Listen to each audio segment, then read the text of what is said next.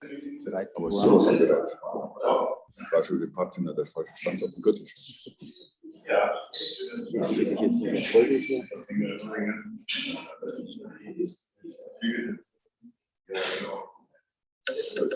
So, es ist wieder mal soweit, dass ich ohne Brille nichts mehr erkenne. So, einen wunderschönen guten Morgen. Seid ihr auch schon alle da, hätte ich jetzt fast gesagt. Es ist soweit. Mittagswiesen der Digiwiesen. Sorry, war noch etwas abgelenkt von der Technik, weil die gerade wieder irgendwie was macht, was ich nicht weiß, warum und wieso und weshalb.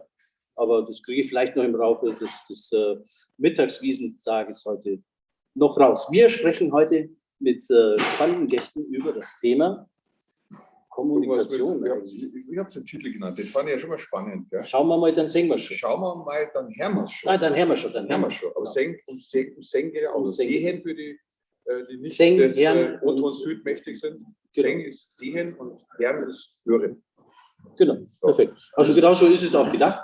Dementsprechend freue ich mich jetzt, weiß ich auch, warum es nicht geklappt hat. Ich war noch auf einem falschen Modus. Jetzt. Kriegst du noch was zu trinken, Werner? Gestern sind wir... Danke dir. Jetzt haben wir endlich die Möglichkeit. Was zu Vielleicht bin ich ja deswegen ein bisschen gerade konfus, weil wir gestern ein bisschen... Gas gegeben haben, ja? Das war lustig gestern. Also wer dabei war, der wird bestätigen, dass wir gestern beim Almauftrieb viel Spaß hatten. Wir haben ordentlich... Also wir haben erstmal echt gearbeitet. Ja. Wir hatten wirklich viele großartige Gäste und wir haben viele Themen behandelt und ich glaube, es war wirklich inspirierend. Wir haben Kontakte hergestellt, wir haben die Leute zusammengebracht, die zusammengehören. Und dann haben wir auf der Dachterrasse bei Hoher Welt draußen in Ismaning echt Party gehabt. Richtig Party. Und es hat auch ein top-schönes Wetter, also top-schön ist jetzt betrieben.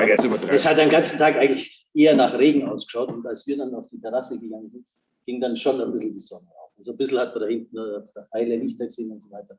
Was mich aber an gestern besonders gut gefallen hat, das war, darf man das eigentlich sagen, eigentlich die norwegische und die österreichischen Digitalministerinnen, die uns einen wirklich tollen Impuls gegeben haben. Und überhaupt die Digitalministerin habe ich gestern echt beeindruckt. Also auch unsere bayerische Digitalministerin, die auch sogar vor Ort gekommen ist, zu uns, die Judith Gerlach, die war auch da und hat echt ein gutes Statement hinterlassen. Und ich fand sie auch overall sehr sympathisch. Ja, sehr, sehr sympathisch. Aber sie kommt ja aus Unterfranken. Also, da kommt ja meine Frau auch her und es sind schon tolle Frauen da. Also das kann ich nur so bestätigen. Also insofern, also schaltet mal nicht ab und fahrt nach Unterfranken, wartet noch ein bisschen, bis ihr am Abend an und dann. Nein, also da war wirklich ist sehr. Und ich meine, zusammen, was haben wir rausgeholt? Ich meine, es geht viel um Machen. Ja? Also ich habe es ja gestern nochmal rausgehauen, ja? Machen ist wie wollen, nur krasser. Den Spruch, dafür kennen mich ja einige, auch wenn er nicht von mir ist. Den habe ich auch irgendwo bei irgendeiner Konferenz mal gesehen, aber ich fand ihn so gut, dass ich ihn immer wieder gerne benutze. Und das war schon so overall das, wo wir sagen, wenn wir in unserem Land hier weiterkommen wollen, schauen wir mal über die Grenzen. Die Österreicher machen viel mehr, als sie nur reden. Die Norweger offensichtlich auch. Und wir müssen noch ein bisschen mehr in den Machen-Modus kommen und nicht nur in den Reden-Modus. Aber da bin ich auch wieder zuversichtlich. Heute kassiert ja dieses wunderbare Video mit dem Balkon-Foto von den 4 Protagonisten von der FDP und den Grünen. Was mir aber sehr hoffnungsfroh stimmt, aber dieses We are Family finde ich schon gut. Ich bin ja der Meinung, da kommt jetzt zusammen, was eigentlich schon lange vielleicht nicht zusammengehört, aber zusammenarbeiten sollte. Nee, es ist vor allem, was ich spannend finde, halt die gleiche Generation. Ja, ist mir auch aufgefallen. Ja. Zweimal 50, einmal 40, zweimal 40. Ja. Also so in der, das passt schon gut. Wir brauchen nochmal einen Schluck. Ja. Und wir vom John Mittelstand sagen ja auch schon lange, Ökologie und Ökonomie gehört ja zusammen. Und wenn ich sage, ich habe jetzt eine Partei, die sehr stark ökologisch motiviert ist und die andere doch auch sehr stark ökonomisch motiviert. Ich meine, wenn die beiden zusammenkommen, dann soll es uns nicht bange werden. Ja, so schauen wir es an. Also wir hoffen, dass es einigermaßen besser wird, dass du mehr hoffst, das ist auch klar.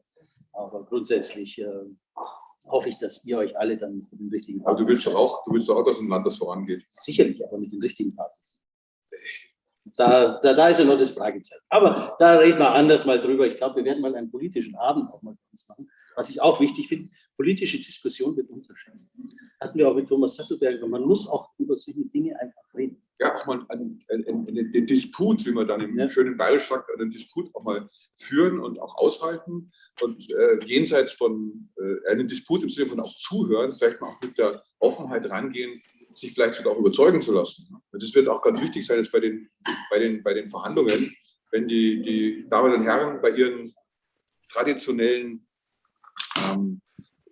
Redestanzen bleiben, dann wird es nichts. Ja? Aber wenn sie sich gegenseitig zuhören und dann mal gucken, ob man Kompromisse findet oder Wege findet, wie man die Ziele, die sie ja beide haben, ja, wie man die Ziele erreichen kann, dann wird da was daraus.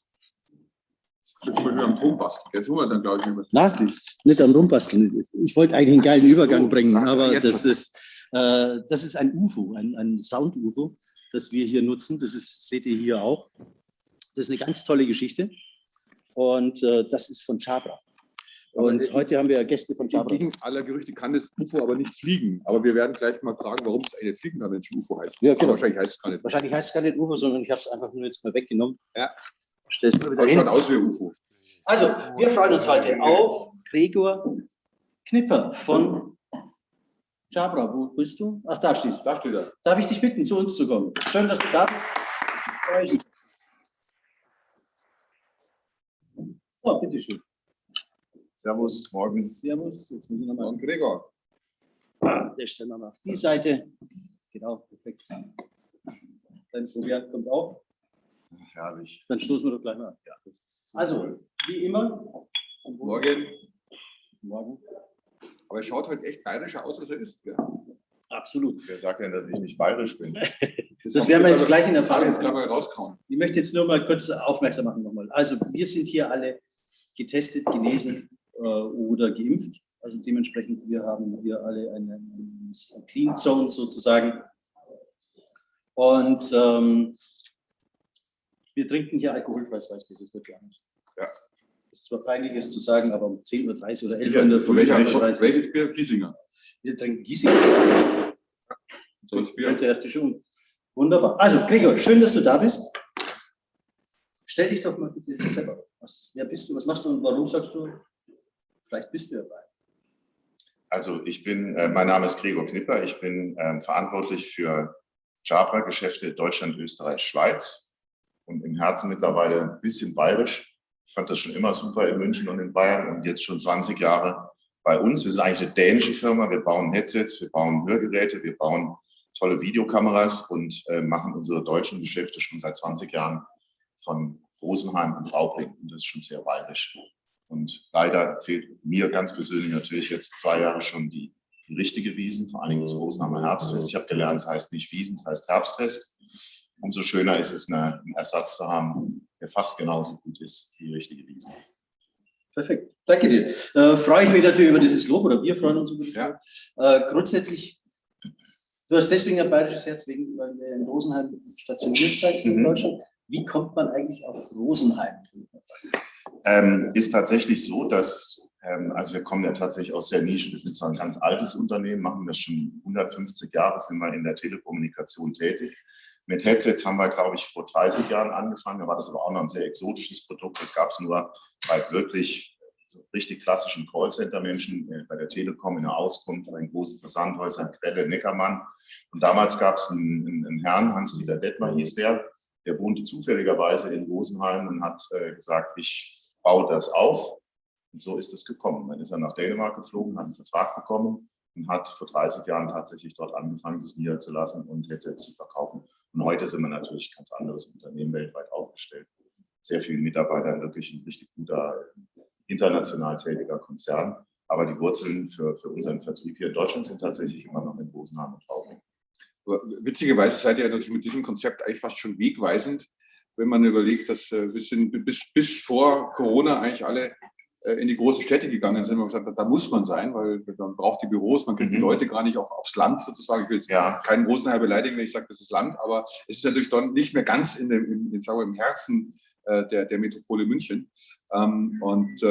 Jetzt dreht sich ja der Wind, gefühlt zumindest, ein wenig, dass man sagt, okay, wenn die technischen Voraussetzungen, Stichwort Infrastruktur stimmen, dann ist es eigentlich für viele Mitarbeiter und auch für viele Unternehmen auch easy und gut und vielleicht sogar von Vorteil, auch in der Peripherie oder weiter draußen zu arbeiten. Bei euch funktioniert das ganz hervorragend. Ja, insofern waren wir auch gar nicht so in der Panik letztes Jahr, weil wir das tatsächlich schon sehr, sehr lange so machen. Wir sind aber nicht die Einzigen. Also es sind eigentlich alle Firmen, also die großen globalen Firmen, die haben eigentlich angefangen, dezentral zu arbeiten. Das ist auch ganz praktisch, weil man kann sich die guten Leute, die man gerne hätte, dort suchen, wo sie sind und muss sie nicht zwangsläufig in unmittelbarer Nähe der Zentrale rekrutieren. Also man kann wirklich die Leute dort suchen, wo sie sind. Und damit kann man natürlich wirklich das auch besser vereinbaren. Das heißt, auch die Mitarbeiter, die irgendwo arbeiten möchten, auch für die eröffnen sich natürlich ganz andere Perspektiven, wenn sie nicht mehr jeden Morgen irgendwo hinfahren müssen, sondern im Prinzip arbeiten können für ihr Lieblingsunternehmen, egal wo es ist. Wie viele Leute habt ihr denn so in unmittelbarer, sagen wir, Büronähe Rosenheim und wie viel weiter weg sozusagen? Das weiß man nicht so ungefähr. Also wir sind tatsächlich in Raubling, ich glaube so 15, 16. Das hat sich zum Teil auch, also wir waren auch nicht immer komplett hybrid oder mobil, aber auch aus den Rosenheimer Büros sind im letzten Jahr nochmal 10, 12 Leute mehr oder weniger dauerhaft ins Homeoffice gegangen. Ich selber habe ein Team von knapp 40 Leuten, von denen ist niemand in unmittelbarer Nähe. Also die sind tatsächlich überall dort, wo sie wohnen und arbeiten von dort. Wie war bei euch dieser Move sozusagen, eure Mitarbeiter alle ins Homeoffice zu geben und auch, sage ich mal, das ganze Thema Vertrieb auch umzustellen? Also das in der Tat haben wir natürlich da auch gewisse, ja, ich sag mal, Gewohnheiten brechen müssen. Also der klassische Vertrieb, so wie er bei uns ist, auch viele in der Technik und auch vom Marketing haben schon vorher mehr oder weniger remote gearbeitet. Wir sind ab und zu dann doch mal ins Büro gefahren, wir haben uns regelmäßig getroffen und haben Kunden besucht. Und als dann im letzten Jahr das losging mit Lockdown und niemand mehr irgendwo hinfahren durfte, dann hat sich so in der internen Arbeit gar nicht so viel geändert. Aber die Leute sind schon in gewisser Weise in eine Sinnkrise gefallen und haben gesagt, ich bin jetzt seit 15 Jahren unterwegs, ich bin das gewohnt, zum Kunden hinzufahren, mit dem am Tisch zu sitzen, meine Produkte zu zeigen, Begeisterung zu bringen, mich zu präsentieren. Und das war natürlich alles nicht mehr möglich. Also die Leute, die es gewohnt haben, 20 Jahre auf der Straße zu sein, das ist ja für einen Vertriebsmensch irgendwo auch ein Heiligtum und so eine heilige Kuh. Das war plötzlich nicht möglich. Also hat schon 2, 3 Wochen Schockstarre, würde ich mal sagen, waren das.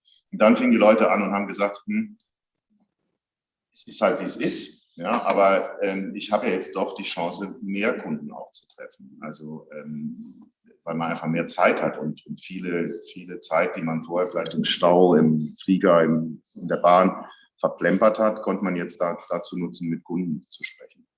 Dann sind wir natürlich in gewisser Weise privilegiert, weil wir genau das verkauft haben, was ganz viele Firmen ja brauchen. Also alle, die dann sozusagen ins Virtuelle gehen mussten, konnten sich bei uns bedienen und vernünftige Produkte kaufen, um eben diese virtuellen Meetings überhaupt zu machen. Wir haben dann auch viel neue Technik bekommen. Zoom ist ja heute hier. Wir haben, ohne dass wir einen Vertrag hatten mit Zoom, ganz viel das genutzt, weil die wahnsinnig schnell waren, Leistungsmerkmale bereitzustellen, ihr Produkt permanent zu verbessern mit all dem, was man dann so brauchte für eine virtuelle Präsentation. Ja.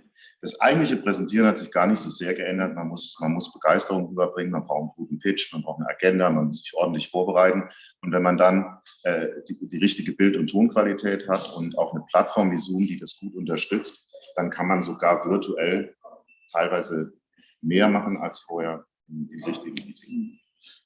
Weil wir jetzt schon Zoom so oft erwähnt haben, würde ich jetzt gerne den Per nochmal mit dazu holen an unseren Tisch. Per Stemmler, darf ich dich zu uns bitten? Wunderbar. Schön, dass du da bist. Herzlich willkommen. Wir sitzen, ist okay? Ja, wunderbar. Das ist genau der Platz, der vorgesehen ist. Sehr schön. Schauen wir nochmal, ob wir dich auch finden. Ja. Jetzt bin ich aber alleine da. Ja, wir kommen auch gleich wieder dazu. Das können wir schon hin. Sonst kann. So, jetzt hat er. Ach, also ich sitze Ja, das sind ja die falschen. Da mal mit stehen lassen. Die lassen wir auch noch mit rein. Das ist sozusagen die Fangroup. Warte mal, ich sitze also vor der Kamera hier, nicht? Ja, genau. Dann kann ich mich ja hier hinsetzen. Augenblick. So, jetzt. also wir sitzen in einem Raum, sollten wir vielleicht auch noch sagen, nicht? Ja. Ja. Wir sitzen in einem Raum, du bist hier gleich nebenan sozusagen. Genau. Normalerweise kenne ich dich nur aus dem Kasten. Oh, das finde ich aber schade. Ja, ewig schade. Deswegen bin ich super dankbar, dass ich Ja. dich auch mal live erkenne. Ihr seid ja die Leute, die eigentlich alles über Zoom machen und tun. Ja, also wir arbeiten wirklich alle von zu Hause mittlerweile. Wir haben ein bisschen anders angefangen vor Corona, da waren wir noch eine kleine Firma. Heute, wie gesagt, arbeiten alle von zu Hause. Wir haben alle Büros, wo das möglich war, gekündigt, gerade so die WeWork-Büros, wo man so monatliche Verträge hat. Wir sind auch dabei zu entscheiden, wie wir das machen. Andere Firmen haben das ja schon entschieden. SAP in Deutschland hat ja schon gesagt, dass sie nicht mehr zurückgehen. Die großen Unternehmen sagen ja alle schon, wie sie das in der Zukunft machen. Wir sind ja eher ein kleines Unternehmen mit 6.000 Mitarbeitern. Wir werden auch nicht zurückgehen in die Büros. Wir werden den Mitarbeitern freistellen, von wo sie arbeiten. Ich gucke manchmal darüber. Ich kann mal hier den Gregor anfassen. Dann sieht man das ein bisschen. Ja. Wir werden also nicht zurückgehen in die Büros. Wir werden den Mitarbeitern einfach sagen, arbeitet weiter vom Homeoffice. Wir müssen denen das natürlich attraktiv gestalten, vom Homeoffice zu machen. Wir haben da sehr viele tolle Methoden und Ideen. Da gehört natürlich auch die Hardware von zum Beispiel Jabra dazu. Was aber auch dazu gehört, ist, dass wir viele Geschenke verteilen an unsere Mitarbeiter, muss man ehrlich sagen. Wir haben Happiness-Budgets für die Mitarbeiter. Jeder Mitarbeiter kann bis zu, in Europa und in Deutschland ist das 250 € im Monat ausgeben, um selber happy zu sein oder einen Sport mitzumachen. Zum Beispiel, wenn man sich einen Peloton mieten will, dann geht das. Oder wenn man in einem Fitnessstudio sein will, das ist natürlich mit einem geldwerten Vorteil zu versteuern und verfällt, wenn man es nicht macht. Also die meisten machen das auch. Wir kriegen sehr oft Klamotten, die Zoom gebrandet sind, nach Hause geschickt. Das führt dann auch zu einer Verbindung zur Firma. Am Ende des Tages empfehlen wir allen unseren Kunden natürlich, das auch so zu machen und möglichst viel Zoom dabei einzusetzen. Jetzt würde ich natürlich wahnsinnig gerne fragen, hast du den Job für mich? Ich habe zwar keine Zeit, viel zu tun mit dem German Mittelstand, aber das finde ich cool, da würde ich dann schon für dich arbeiten wollen. Ja, also man kann das ja mal in Zahlen ausdrücken. Wir haben Anfang letzten Jahres waren wir eine kleine Firma oder Ende 2019 waren wir eine kleine Firma mit weit unter 1.000 Mitarbeitern. Ich habe 2019 angefangen, da waren es vielleicht 600, 650 Mitarbeiter. Mittlerweile sind wir fast 6.000. Im Januar 2020, vor der Pandemie, hatten wir eine tägliche Nutzung von ungefähr 10 Millionen Teilnehmern. Participants nennen wir das auch. Und dann schon im Mai desselben Jahres waren das ungefähr 400 Millionen, also eine Vervierzigfachung. Das sind einfach Zahlen, die sind öffentlich, die kann man sich angucken. Das ist für uns ein unglaublicher Anstieg. Und die Mitarbeiter sind eben dann alle ongeboardet worden über Zoom. Hätten wir einen Job für dich? Sicherlich, müsste ich jetzt überlegen, wenn du gerne im Vertrieb arbeitest, sofort. Ja? Im Vertrieb sind im Augenblick die meisten Stellen offen. Im Marketing sind viele Stellen offen. Jetzt haben wir gerade die ersten Leute, die auch so, wir haben eine Juristin schon eingestellt in Deutschland. Ich glaube, wir stellen gerade eine zweite ein für einen anderen Bereich oder einen zweiten Juristen für einen etwas anderen Bereich. Das eine ist so eher so Commercial Juristen, das andere sind eher so Compliance-Juristen. Wir werden sehr viel mehr, denke ich, in der Zukunft arbeiten, sowas wie mit Government Relations, Government Affairs. Das wird natürlich dann von Berlin aus gemacht. Das würde für dich ja, du würdest ja nicht umziehen wollen, würde nicht gehen. Wüsste ich jetzt nicht sofort, was du am besten kannst, aber wir haben tatsächlich viele Stellen offen. Ob wir dein Gehalt bezahlen können, weiß ich nicht. Das kenne ich ja nicht. Aber wie gesagt, ich nehme dein CV gerne mit. Wunderbar, und ich glaube, es ist auch eine gute Gelegenheit da draußen in die Welt. Also wer möglicherweise sich verändern will, kann er mal bei Peer anklopfen. Geben aber gleich die Chance auch bei Gregor genauso. Ich würde sowieso gerne eine Frage stellen, weil ihr seid jetzt relativ ein junges Unternehmen. Ja, wir sind 10 Jahre alt. 10 Jahre alt. Und du sagtest gerade, Gregor, Jabra ist schon 150 Jahre und Telekommunikation, wenn ich 150 Jahre und so überlege, 150 Jahre und Telekommunikation, dann geht es in meinem Hirn noch nicht so ganz zusammen. Also wenn ich überlege, wann wurde Telefon erfunden, wann wurde das erfunden. Mich würde es interessieren, woher kommt denn der Name gegebenenfalls und so ein bisschen die Geschichte. Also ich finde es immer schön, wenn man so weiß, wo so die Historie von solchen Unternehmen auch ist. Ja, also tatsächlich hat man vor 150 Jahren, glaube ich, noch nicht telefoniert, aber telegrafiert hat man schon. Und wir waren tatsächlich einer von den ersten, die Kupferkabel von Europa nach Asien verlegt haben, auf dem Seeweg. Und das war ein Schiff und das Schiff hieß die Great Nordic. Also da ist immer irgendwas mit Nordisch drin. Da kommt das GN her. Deswegen heißen wir heute auch noch GN Group. Da gibt es GN Audio für alles, was mit Headsets und Video zu tun hat. Und dann gibt es noch GN Hearing. Und das sind die Hörgeräte, die wir bauen. Die gab es vor 150 Jahren auch nicht, aber im Laufe der Zeit haben wir uns... Genau. Aber die habt ihr nicht gemacht? Nein. Und Jabra, unter dem Markennamen wir unsere Produkte verkaufen, das hatte irgendwann mal Ich glaube, das ist ungefähr 20 Jahre her, da hat man eine Firma in den USA gekauft, die hieß zufälligerweise Jabra. Die hat Consumer-Headsets damals noch mit Schnur hergestellt. Da fanden unsere Strategen, das klingt besser als Netcom. Und dann haben wir uns entschieden, die Produkte Jabra zu nennen. Und so ist das gekommen. Ich würde jetzt gerne die Runde nochmal erweitern und den Ingobert Veit zu uns bitten.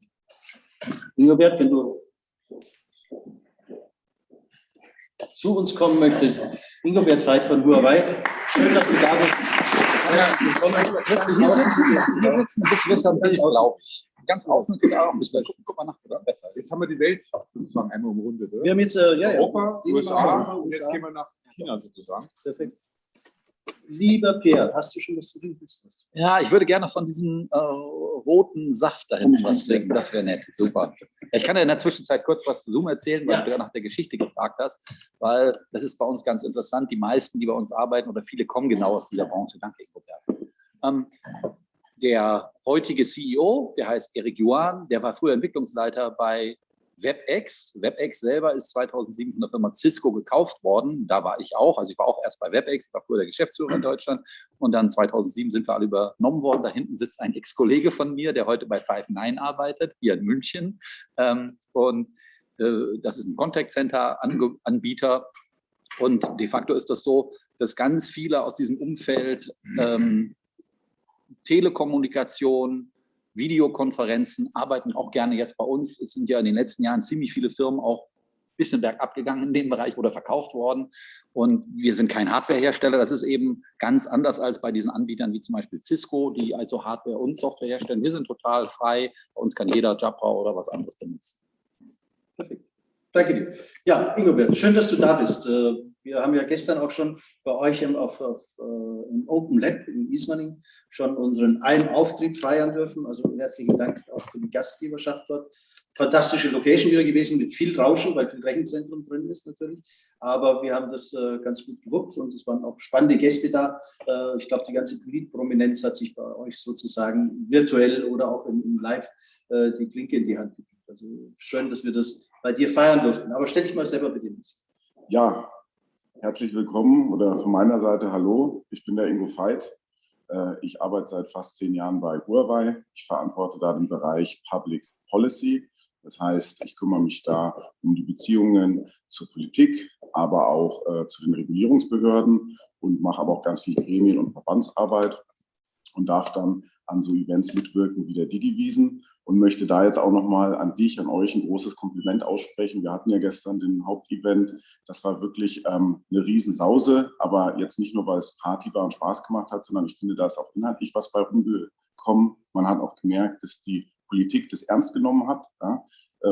Die Frau Gerlach, die Staatsministerin für Digitales aus Bayern, die ist extra nach Ismaning rausgekommen, hat sich da viel Zeit genommen. Ich glaube, es war für uns auch ein gutes Zeichen als Branche, dass wir da ernst genommen werden mit unseren Themen. Wir hatten eine recht launige Runde in der Diskussion, wo wir ein paar interessante Aspekte, würde ich jetzt mal sagen, gestreift haben.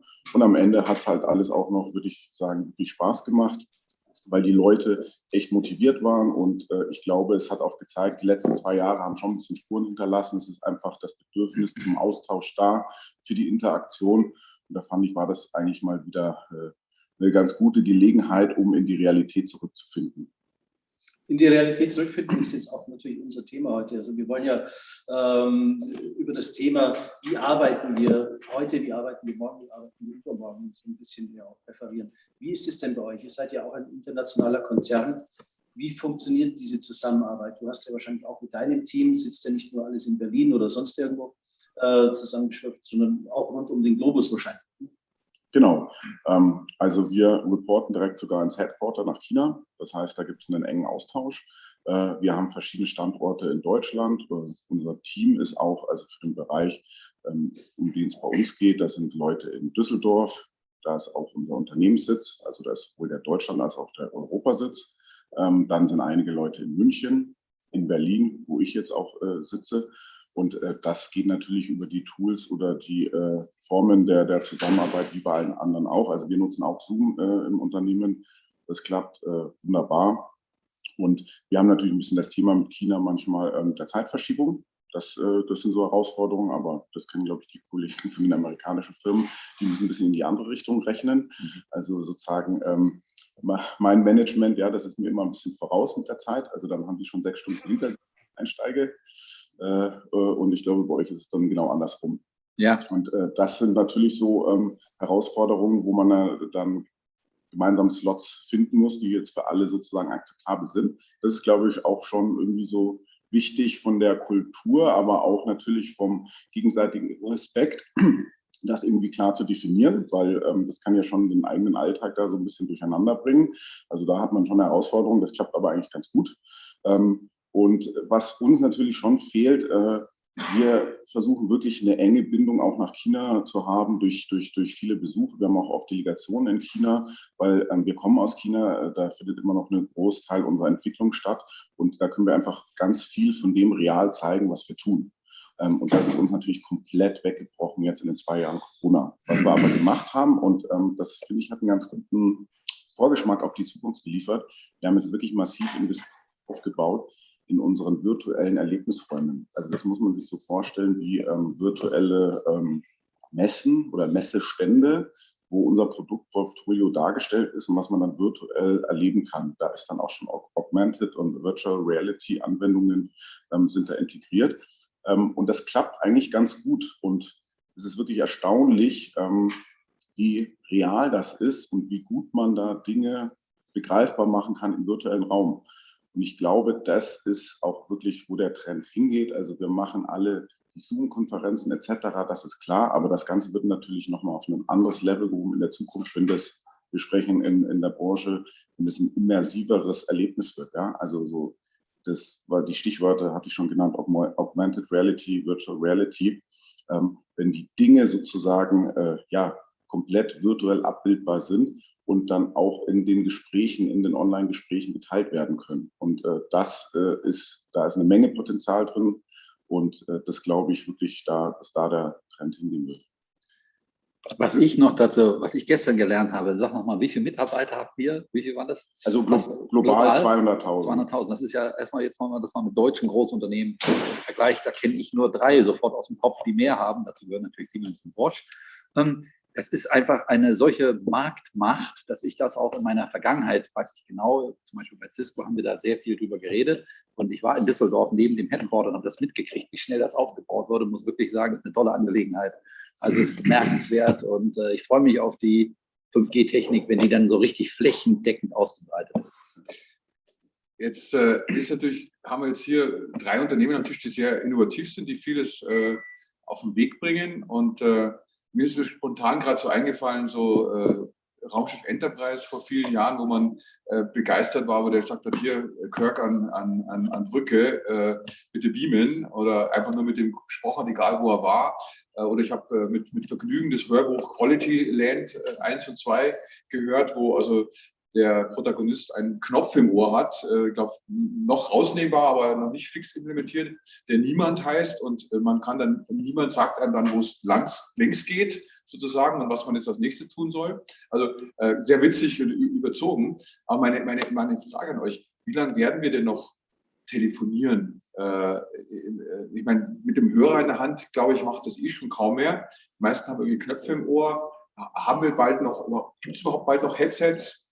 Wann kommen Hologramme als Gegenüber, die dann mit am Tisch sitzen? Ihr habt da bestimmt einen besseren Einblick. Ich glaube, das ist... Erstmal sollte Gregor anfangen, was es schon längst gibt. Das sind ja so die ganzen Jabons und so weiter. Ich habe schon gesehen, ich habe eine neue Kamera, die sozusagen irgendwie so ein Doppelbild macht. Also wenn man die benutzt, hat man sich sozusagen im Fokus, hat aber sein Umfeld noch dabei und dann kann die auch automatisch wieder fokussieren. Finde ich mega spannend, wenn man viele Videos... Ein Beispiel sieht man ja, wenn man an unseren Stammtisch schaut. Das ist zum Beispiel so eine Weitwinkelkamera. Und da kann man das wunderbar erkennen. Das ist aber nur ein ganz kleines Beispiel der Größe. Jetzt muss ich gerade mal überlegen, wie die Frage, wir sind schon beim, also Telefonhörer. Ich kann dir das gerne nochmal zur Verfügung stellen. Es gibt immer noch mehr Telefonhörer, als man glaubt. Also es gibt natürlich einige Firmen, die das schon lange tot gesagt haben, insbesondere die Softwarefirmen. Aber es gibt halt immer noch viele Firmen, die damit auch Geld verdienen. Also, Pierre hat es erwähnt, bei Cisco werden auch noch sehr viele Telefone verkauft. Früher war das mal Statussymbol. Also je größer die Maschine, je mehr Extensions da dran machen, desto wichtiger. Aber Zug um Zug verschwinden die auch. Das hat auch was damit zu tun, wer in die Arbeitswelt eintritt. Da finden Generationenwechsel statt. Die jüngeren Leute, die reinkommen, benutzen das immer weniger. Natürlich hat das alles auch seine Grenzen. Also wir haben natürlich unheimlich viele Produkte, die, ich habe gesagt, wir machen Hörgeräte, sind so miniaturisiert, die sind so ausgeklügelt mittlerweile, dass man eigentlich auch als Guthörender mit dem Hörgerät besser hören kann, weil man natürlich mit der Akustik spielen kann, mit Richtwirkung und so weiter. Und bei Video ist es ähnlich. Aber irgendwo sind dem Ganzen natürlich durch die Physik noch Grenzen gesetzt. Also wir arbeiten heute in teilweise sehr großen Lärmumgebungen. Wir hatten gestern die Situation Gebläse. Es gibt so eine verrückte Geschichte in der Arbeitswelt. Die Chefs glauben, Großraumbüro ist super und packen immer mehr Leute ins Großraumbüro. Und wenn man die Mitarbeiter befragt, dann finden genau das Gegenteil, weil es einfach laut ist. Computerlüfter sind da, alle reden durcheinander. Also da machen viele Firmen noch einen Fehler. Und wenn man das in den Griff bekommen will, dann braucht man einfach teilweise eine besondere Mikrofontechnik, auch Physik. Also es hat was mit Größe zu tun, es hat was mit dem Mikrofon. Ob ich das jetzt hier habe, dann funktioniert das sehr gut. Wenn ich aber absolut störgeräuschfrei, zum Beispiel aus einem lauten Raum übertragen will, brauche ich noch ein Mikrofon hier. Das bestimmt letztendlich noch die Größen der Komponenten. Aber es ist in der Tat so, es geht immer mehr in drahtlos, es geht immer mehr in kleiner, es geht immer mehr in nicht mehr irgendetwas anfassen. Also aber wir müssen heute immer noch Kunden überzeugen, wieso benutzt den noch einen Hörer, habt ihr ja was in der Hand.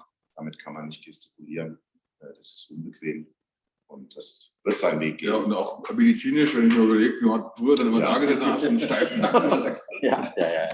Weil du da die Argumente noch liegen was auf der mal Hand. schreiben willst, Ja. das war ja nicht wirklich. Aber es braucht seine Zeit. Ich glaube, schon seit 10 Jahren kein Telefon mehr. Ja, Bin ich aber also, noch deine Antwort gespannt. genau, also dann die, möchten wir Elisa noch zu uns dann. Genau, also was ich dazu sagen wollte, ist, dieser Spruch, Video is the next voice, den kann man statistisch tatsächlich nachweisen. Es ist so, dass die Wachstumsraten, aber jetzt nicht nur durch Corona, auch schon davor, von den Videominuten, die gebraucht werden oder wurden, die waren viel höher im Ansteigen, aber auf einem viel niedrigeren Niveau natürlich, als die reinen Audiotelefonieminuten. Das ist ein Trend, der schon seit 15 Jahren ungefähr mathematisch oder statistisch nachweisbar ist. Das war schon die ganze Zeit da. Ich glaube, dass das gesprochene Wort, dass man den Inhalt in den meisten Fällen, oder wir wissen das aus wissenschaftlichen Studien, gar nicht in Erinnerung bleibt. Es bleibt immer nur noch das Gefühl in Erinnerung von einem Gespräch. Man wird sich in einem Jahr dann nicht mehr richtig an die Worte erinnern, aber wie es so gewesen ist. Und da spielen dann natürlich Gestiken und das Visuelle eine viel größere Rolle als der reine Ton, als das reine gesprochene Wort. Woran wir schon forschen, ist sowas wie kriege ich das hin, dass wenn ich einen Kaffee trinke, der Gegenüber einen Kaffeeduft riecht. Das sind bei uns schon in den Labors, wird das schon erforscht. Das wird auch schon öffentlich erzählt. Unser Vorstandsvorsitzender redet schon darüber, dass er davon überzeugt ist, dass wenn der Kaffeeduft sozusagen dann da ausgesprüht wird, so muss man das ja sagen, dass das natürlich zu einer noch intensiveren Kundenbeziehung führen kann. Weil wir gehen ja davon aus, dass langfristig der Vertrieb beispielsweise oder das Marketing noch weniger reisen wird und viel mehr virtuell verkaufen wird. Dass da also die größten Einsparungspotenziale, aber auch Produktivitätssteigerungspotenziale sind, wenn noch mehr Marketing, Vertrieb, Support über Videolösungen statt über Telefonlösungen stattfinden werden. Weitere, wie gesagt, Augmented Realität hatten wir eben schon besprochen, oder das ist im Support wirklich ein großes Thema im Augenblick, wo also Leute praktisch auf ihr Auge, auf ihre Netzhaut vielleicht eine technische Zeichnung praktisch angezeigt bekommen von dem Objekt, wo sie gerade dran arbeiten sollen. Was dann natürlich remote von einem Experten, einem Remote-Expert nennt man das dann so gerne, mehr oder weniger ihm dahin gezeigt wird, weil der Remote-Experte natürlich nicht vor Ort sein kann, bei jedem kleinen technischen Defekt. Und gerade für den deutschen Mittelstand, muss man da ganz ehrlich sagen, so Maschinenbau, mit Automatisierungstechnik, wo also verschiedene Komponenten zu tun haben, die also nicht die ganzen 1000 kleinen Fachleute haben können, da spielt das eine richtig große Rolle. Das ist in eurem Labor auch gestern, kann man das gut sehen, dass in Wirklichkeit, natürlich ist da viel Software, die da rumläuft, viel Übertragungstechnik, da ist aber auch ganz schön viel, kleine Stellmotoren sind da, das sind so Mikrostellmotoren, die gleichzeitig auch einen Messaufnehmer darstellen, da sind da auch noch Messaufnehmer, das alles zu verbinden über die Software. Und wenn da was kaputt geht, das muss ein Remote-Experten machen. Also aus meiner Sicht ist das so, dass wo geht das hin, ist ja die wirkliche Frage. Die wirkliche Frage ist, das wissen wir auch alles schon. Wir sind gerade in München. Hat Siemens noch Telefone? Nein, die haben das sehr früh erkannt, dass man da raus muss aus dem Markt. Ja, das ist hier, das weiß jeder Münchner. Und auch das Nachfolgeunternehmen, geht es dem so richtig gut? Nein, das heißt Unify, für die es nicht wissen, die sind verkauft worden an Atos. Also ich gehe davon aus, dass wir alle viel, viel mehr Tischgeräte benutzen, wie hier Freisprecheinrichtungen oder eben Kopfhörer. Wie gesagt, was ich gelernt habe während der Pandemie jetzt, war sozusagen, dass ich 3 verschiedene Kopfhörer benutzt habe, weil mir das wehtat auf den Ohren irgendwann. Also insbesondere bei den On-Ear-Kopfhörern tat mir das weh irgendwann. Vielleicht habe ich zu große Ohren oder abstehende Ohren. Dann habe ich irgendwann In-Ear Kopfhörer benutzt. Dann habe ich die für eine Stunde oder so, die On-Ear, und dann habe ich irgendwann Over-Ear Kopfhörer genommen. Die sind ja natürlich optisch zu groß. Dann sehe ich halt aus wie ein DJ für einen Augenblick, aber ist auch witzig. Schade, ja nichts. Aber jetzt holen wir trotzdem die Lisa-Schnitt dazu. Ja, die holen wir dazu. Und wenn Lisa zu uns kommt, nur der Satz, wir beschäftigen uns heute ja viel mit Fake News. Ich bin mal gespannt, ob wir uns dann bald mit Fake Odeurs beschäftigen. Weil du hast dankenswerterweise von Kaffeeduft gesprochen. Ich habe jetzt gerade meinen Hund dabei, der kann ganz andere Düfte absondern, die wir nicht übertragen wollen. Ja? Herzlich willkommen erstmal, Lisa. Schön, dass du da bist. Weil wir sonst die Kamera drehen müssen. Ne? Okay. Genau, perfekt. Super, Sehr passt, schön. passt. Hervorragend. Ich hatte das eben extra. Schön, dass du in unserer Runde bist. Möchtest du dich bitte selber vorstellen? Ja, klar doch. Vielen Dank erstmal, dass ich hier bin. Ich bin die Lisa von Jabra und verantworte Marketing in EMEA. Das heißt, ich arbeite sehr eng mit diesen beiden Herren zusammen und freue mich, heute dabei zu sein. Also auch als Schnittstelle haben wir dich richtig positioniert. Ja, sozusagen. genau. Ja, hat dem gegen Leben auch zu tun. Du kümmerst dich aber auch, habe ich auch erfahren, natürlich sehr stark um das Thema Team bei euch. Das vielleicht noch ein paar Sätze dazu. Ja, das machen wir beide sehr, sehr gerne. In unserer Rolle bei Jabra haben wir einige Sachen zu verantworten. Ich selber leite ein Team, was nicht nur in Dach ist, aber auch in verschiedenen Ländern unterwegs sind. Also ich habe Mitarbeiter in Dubai, Moskau. Heute habe ich mit jemandem telefoniert in Warschau. Und da ist natürlich das Thema, wie wir kommunizieren, ganz wichtig für uns, wie wir führen. Also wir hatten das Thema gestern auch in der Runde. Die Herausforderungen heute sind, wie schaffe ich das, dass ich ein Team habe und auch motiviere, wenn ich die nicht sehe in Person. Ich habe dieses Jahr auch das Glück gehabt, 5 neue Personen einzustellen und das alles virtuell. Und dann erwartet oder es fordert einfach ein anderes Gefühl, wie man das Thema anpackt. Also das weiß der Gregor selber, wir sprechen oft drüber. Also das ist natürlich für uns wichtig, Video zu nutzen. In dem Moment eine Person zu sehen, ist ganz wichtig. Mimik, auch beim Team-Meetings, ganz wichtig für Diversity and Inclusion. Und das wollen ja alle auch unterstützen, zu sehen, wer ist dabei, wer ist engagiert dabei. Und das ermöglicht natürlich ein gutes Mikrofon, ein gutes Kamera. Und dann kann ich tatsächlich viel, viel besser mit dieser Person kommunizieren. Und durch die Corona-Krise ist das jetzt alles natürlich auch viel online passiert. Also ihr habt tatsächlich Recruiting, also das Bewerbungsverfahren online abgebildet, wird wahrscheinlich bei euch auch nicht anders sein. Dann der nächste Step, das Onboarding muss ja dann auch passieren im Homeoffice. Ich stelle mir das, also ich habe die Situation noch nicht gehabt, aber ich stelle mir jetzt vor, wenn ich jetzt ein neuer Mitarbeiter bin, in einer neuen Company anfange, aber mein Wohnzimmer nicht verlasse. Ist, glaube ich, ein bisschen strange. Also da freue ich mich auf ein paar Inputs. Ja, also eins ist wirklich, einen guten Plan zu haben, aber jeden abzuholen. Das heißt, verschiedene Stakeholder, verschiedene Teammitglieder. Also das ist nicht nur, dass man selbst mit den Mitarbeitern spricht. Es ist ganz wichtig, dass alle im Team mitmachen. Und dass die auch selber untereinander auch viel kommunizieren und auch diese Person auf die Reise mitnehmen, also ins Unternehmen. Und das ist auch unsere Kultur, ne? Dieses einander helfen, unterstützen, ganz wichtig. Und das hat mein Team zum Beispiel bei Kollegen ganz toll gemacht. Also da ist auch ganz wichtig, dass sie unter sich das machen, dass es nicht kommt hier top-down. Das sind so irgendwelche Regeln, die wir folgen. Klar, Struktur haben wir mit Onboarding, aber das Team hat unter sich gesagt, okay, diese Person ist da wirklich alleine, wir unterstützen und dann gehen die auf eigene Initiative und machen das. Und was mich vielleicht dazu auch nochmal interessiert, und auch Pierre natürlich, wie ist denn das international? Wird das unterschiedlich angenommen? Gerade so diese Onboardingsverfahren und Recruiting-Verfahren, Habt ihr da einen Einblick, wie das eben vielleicht in China ganz anders angenommen wird, als wie in Bratislava oder was weiß ich wo? Also was ich in China schon festgestellt habe, also das Thema Videokonferenzen, da wir haben auch so Telepresence-Systeme, das ist da schon auf einem anderen Level. Also ich erinnere mich jetzt an viele Diskussionen auch, wo wir uns stark bei dem Thema Smart City engagiert haben, dass zum Beispiel in China wirklich auch schon Remote-Unterricht lange vor Corona über so Telepresence stattgefunden hat. Also die haben halt durch diese wahnsinnige Fläche-Herausforderung, wenn dann ein Lehrer krank ist oder so, dann müssen dann Klassen zusammengepoolt werden, was dann sozusagen online über Telepresence-Systeme passiert.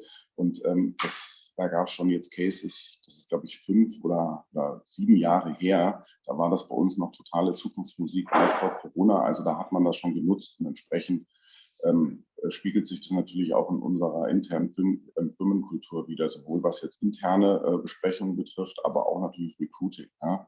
Ich würde aber schon sagen, für ein Recruiting jetzt nochmal so aus eigener Brille, ich versuche natürlich schon, denjenigen, den man einstellt, dann auf alle Fälle zumindest einmal kurz persönlich getroffen zu haben. Also das ist, glaube ich, schon noch so ein Mehrwert, um ein Gefühl, ein umfassendes Gefühl für jemanden zu bekommen. Ja. Also es funktioniert online, keine Frage. Und wir haben das jetzt alle mitgemacht und da kann man einen stabilen Prozess aufsetzen. Aber trotzdem, also würde ich, das ist meine persönliche Meinung, mich immer dafür aussprechen, da auf alle Fälle einmal diesen persönlichen Kontakt zu haben. Mit dem Team über Corona, bin da jetzt auch in verschiedenen Mentorenrollen, wo man sozusagen Leuten da auch ein bisschen Guidance im Unternehmen geben soll. In Berlin habe ich das dann schon auch probiert, mich mit denen auf einem Spaziergang im Park oder so zu treffen, um da etwas den persönlichen Kontakt zu halten. Also da glaube ich persönlich nicht dran, dass man es komplett virtuell machen kann. Also man kann es machen, aber es ist natürlich besser, wenn man schon den persönlichen Kontakt dann noch einbauen kann. Frage, weil jetzt sind wir gerade beim Thema international. Das finde ich sehr spannend. Ich glaube, wir hatten das gestern auch kurz das Thema Sprache. Und wir hatten gestern, ich glaube, du warst das sogar, Lisa, die gesagt hat, dass natürlich jeder in seiner Muttersprache sich noch in der Regel besser ausdrücken kann als in einer Fremdsprache. Wir haben uns zwar international auf Englisch geeinigt und alle können mehr oder weniger gut Englisch, das funktioniert schon, aber es ist aber dann doch von den meisten nicht die Muttersprache. Und insofern weiß ich wiederum, bei Zoom gibt es so eine Funktionalität, wo man sich sozusagen automatisch übersetzen lassen kann, ja. Wie auch immer das genau funktioniert. Das kannst du ja vielleicht mal kurz darstellen. Aber die Frage, die sich daraus resultiert, sollte ich zumindest mal den Kindern meines Sohnes, die jetzt noch nicht geboren sind, aber hoffentlich irgendwann geboren werden, noch empfehlen, Englisch zu lernen, oder braucht man das gar nicht mehr, weil wir tatsächlich alle einen Kommunikator haben? So à la Raumschiff Enterprise. Also jede Fremdsprache, glaube ich, oder fast jede Fremdsprache gibt also ich würde nicht so weit gehen und sagen, das brauchen wir nicht mehr, weil es einfach viel mehr als nur eine Sprache lernen ist. Es hat was mit Kultur zu tun, es hat was mit einem allgemeinen Verständnis zu tun. Und nur was jetzt da unten dann transkribiert wird, gibt einem vielleicht den Inhalt wieder. Aber Kommunikation ist ja so viel mehr als jetzt nur das zu hören, was der andere sagt. Ja. Und ich hatte das gestern auch erwähnt mit den Sprachen. Es stellt aus meiner Sicht ganz große Anforderungen an die Führungskraft, weil wir natürlich die Situation haben, die Engländer sind immer im Vorteil, weil sie halt immer irgendwie besser sind, sie haben mehr Wortschatz, manche spielen sogar aktiv damit und reden ganz schnell, dass die anderen erst recht nichts verstehen. Und wie das oft im Leben ist, sind die vielleicht nicht so gut Englisch, aber vielleicht sind trotzdem besser und haben mehr zu sagen. Und das muss man da als Führungskraft rauskriegen, muss diese Leute einbinden. Und da spielt es im Übrigen keine Rolle, ob das jetzt so ein Meeting ist, wo man hier alle sitzt oder wo die Leute sich dann hinterm Video verstecken. Also die Redezeit der Engländer, ich darf das sagen, Lisa ist ja auch Engländerin, die Redezeit der Engländer ist bei uns immer, oder Amerikaner ist immer größer, ist immer mehr Quantität, nicht zwangsläufig mehr Qualität. Und das muss man halt rauskitzeln, man muss wirklich die Leute da einbeziehen. Und dann wird viel zwischen den Zeilen. Und man muss es dann noch übersetzen. Ich habe das Beispiel mit Russland gebracht. Russen tun sich grundsätzlich, also ist etwas, du findest weniger Russen, die sehr gut im Englisch sind, als jetzt Holländer zum Beispiel. Ja. Und trotzdem sind die richtig gut. Das sind tiefgründige Leute. Ich habe das im Team gesehen. Meine Russland-Chefin, wenn die auf der Bühne ist, die hat das Ding gerockt. Viel mehr, als das viele andere können. Nur sieht es keiner. Und bei ihr war das dann halt so, auch wenn mein Russisch 0 ist, ich weiß, was da passiert. Und ich sehe das, was da für eine Dynamik im Raum ist. Ja. Nachfrage gleich. Ist es dann klüger, wenn ich in so eine multilinguale Besprechung reingehe, mit vielen Kollegen aus dem Land, dann seinen eigenen Redebeitrag in seiner Muttersprache plus Transkription reinzupflegen oder lieber doch in mehr oder weniger, also wenn man natürlich sehr, sehr gutes Englisch spricht, also wenn ich jetzt so gut Englisch könnte, wie du Deutsch könntest, kein Thema, ja, aber wenn man jetzt mal ein russisches Meeting macht, in seiner eigenen Heimatsprache und dann transkribieren lassen, kommt da nicht dann mehr rüber? Was also ich will da erstmal ein paar technische Taktik? Sachen zu sagen, also was es da für Unterschiede gibt. Also das, was Gregor sagt mit der Redezeit, das wird mittlerweile, am Triell haben wir das ja auch gesehen, das kann man mittlerweile von Software messen lassen. Das ist auch bei Zoom, gibt es zum Beispiel ein integriertes Programm über die Zoom-Apps, das heißt Chorus, ein Startup, ich bin sicher, das wird demnächst gekauft werden, weil das super gut ist. Das ist super, da kannst du gucken, nach dem Meeting, wer hat wie viel Redezeit gehabt. Kannst du sagen? Bin ich total blöd. Das weiß ich bei dir. Das kommt uns nicht ins Haus, weil dann kann der gerne auch noch beweisen, dass das so ist. Und genau, so das ist super, das Tool. Wir nutzen das manchmal ein, und zwar auch gerade bei Bewerbungsgesprächen und so weiter, weil wir oft bei den Bewerbungsgesprächen machen wir so eine Art Rollenspiel, wo der also eine Aufgabe kriegt. Und dann fragen wir, was glaubst du denn, wie viel du jetzt gerade gesprochen hast? Und dann sagen die meistens also 40%. Und dann drückst du auf den Knopf und die haben 80 oder 90% gesprochen, sind total erstaunt darüber. Ja. Jetzt ist hier irgendwas aufgefallen, glaube ich. Nee, weiß ich nicht. Nee, sieht alles gut aus. Und dann der zweite Punkt mit den Transkribierungen. Da gibt es ja 3 verschiedene Technologien. Das eine ist, das wird auch zum Beispiel hier, das hatte ich gestern schon erwähnt, beim Europäischen Patentamt ab dem 1. Oktober eingesetzt, dass tatsächlich, wo früher Sprecherkabinen waren, die sitzen zu Hause und übersetzen das in einem zum Beispiel Zoom-Meeting. Das sind also echte Menschen. Dann, da würde ich also bei diesen vielen verschiedenen fremden Sprachen, da ist das teilweise sogar gesetzlich erfordert, dass die in ihrer Muttersprache sprechen und das aufgenommen wird aus Compliance-Gründen. Ist auch richtig so. Es ist nicht unser Bier, wir stellen nur die Technologie dafür zur Verfügung. Dann ist die nächste Möglichkeit, dass das tatsächlich maschinell übersetzt wird. Wir haben zum Beispiel als Firma in eine deutsche Firma übernommen, die sich darauf spezialisiert hat. Und dann der dritte ist, wo eben nicht das Wort zu Wort, also akustisch übersetzt wird, sondern richtig transkribiert wird, also in einer anderen Sprache. Das ist dann noch, dann hörst du praktisch, also wir würden das, Englisch können wir wahrscheinlich verstehen, aber das Russische würden wir hören, da würden wir also auch die Emotionen mitkriegen und würden aber unten eine Übersetzung, die darüber geht, sehen. Das ist so die dritte Möglichkeit. Das ist alles, ja, so wie Untertitel, genau. Ja. Genau, so wie fernsehübersetzte Untertitel. Das sind alles tolle Sachen, findet alles schon in Startups bei uns statt und das ist der große neue Trend, das hast du richtig gesagt. Jetzt die große Frage dahinter war ja, und da bin ich bei dir, Gregor, Kultur muss man erlernen. Die Amerikaner haben aus meiner Sicht 2 Grenzen, Kanada und Mexiko, und die Kanadier sprechen gerade mal 2 Sprachen. Deutschland hat, wenn ich mal kurz rüber, 9 Grenzen, 9 verschiedene Sprachen in Wirklichkeit drumherum. Jetzt erzähle ich mal das Österreichische und das Schweizerische als eine andere Sprache, aus Spaß. Und für uns ist das so, dass das völlig normal ist, dass wir reisen, dass wir in andere Länder reisen und andere Sprachen mitnehmen. Für uns ist die große Errungenschaft der letzten Jahre ja gewesen, dass wir die Grenzen leichter überschreiten können, Schengen, und dass wir mit der Einheitswährung Euro bezahlen können. Das wird noch ausgeweitet werden, wissen wir, die EU wird ausgeweitet werden. Ich freue mich auf diese Zukunft. Ich würde meinen Kindern, okay, die sind jetzt schon zu alt dazu, würde ich immer sagen, mach so viele fremde Sprachen wie möglich und möglichst mehr als Englisch, vielleicht sogar 2. Also wo ich herkomme, lernen viele Dänisch. Jetzt hast du die Frage, oder ich habe die Frage noch nicht beantwortet, wenn ich jetzt in so ein Meeting reingehe, soll ich rotzfrech in Deutsch sprechen, weil das kann ich besser als Englisch und mir übersetzen lassen, oder besser doch lieber schlecht Englisch? Die Antwort war Meeting zu Meeting unterschiedlich. Das war meine Antwort, das hängt von dem Meeting ab. Ne? Okay. Also bei dem englischen Meeting mit der Engländerin, mit Lisa, würde ich das an deiner Stelle nicht machen, weil dein Englisch gut genug ist. Und meine Antwort war eben, wenn du das mit dem Russen machst, dann wirst du nicht zurechtkommen. Wenn du, ne? Also deshalb habe ich diese 3 verschiedenen Möglichkeiten aufgeführt. Du wirst das also von Meeting zu Meeting entscheiden müssen. Ich wollte einen Punkt dazu ergänzen. Es ist wirklich, wenn wir jetzt als Deutscher, nehmen wir Deutscher mit Engländer, man muss sich halt darauf einigen, was funktioniert. Ich habe viele Erfahrungen gemacht als Deutsche. Also ich hatte mal eine Zeit lang ein Team, da konnte ich keine der Landessprachen und die konnten kein Deutsch. Also haben wir uns zwangsläufig immer auf Englisch unterhalten müssen.